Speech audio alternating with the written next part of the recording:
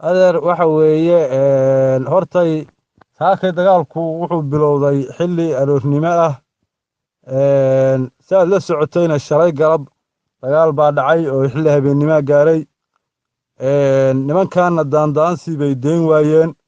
aylaboorka maray wax ku tuuraan, maray magaalada wax ku soo tuurtuuraan, maray ciidamada xabada ku soo ridaan. hadda saakan annagu waxaan go'aansannay inaan nimankaas aanna is hor fadhine ee aan soo afjarno, waana ku dhawaaqnay, waana ku guulaysanay ilaahay mahaddiis.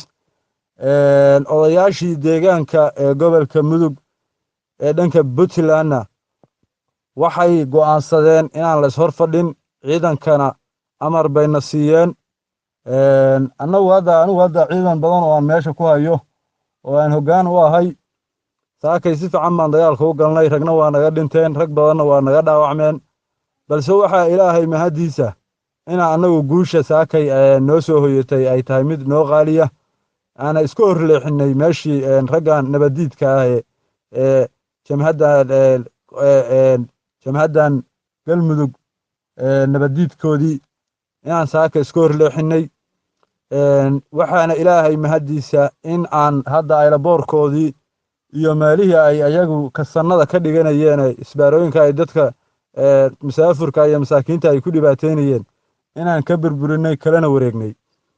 waxa weeye la is hor fadhin mayo. gaalkacyo puntland baa u talinaysa. cid allaale iyo ciddii ayaga ah oo soo gashana haddee ayadoo shacaba oo faramaranoo dadkaas reer puntland ka mid ah bay soo gelaysaa. balse ciidan dambe iyo qof dambe oo hubaysan u oggolaan mayno. iyo inay ayagoo gaalkacyo xaafad gebigeedu 200 oo guriya ay dhahaan annaga gaalkacyo iska leh ma yeelayno. hawshaas mar dambena ma qaadanayno. ciidankuna haatan wixii ka dambeeya dee wixii la gudboon oo waajibkooda bay gudanayaan. cid dambe ay amar ka qaadanayaan ma jidho. odayaasha reer puntland ee na garab istaagay oo shalayna shirka gaalkacyo ku qabsaday hotel unlaaye aad iyo aad bay u mahadsan yihiin go'aanada ay ka soo saareen. mar dambena adeer la is hor fadhin mayo. hawshaanna waa soo afjarmaysaa insha allah. wax yar baa noo haray, waxaas yarna insha allah waa soo afjaraynaa.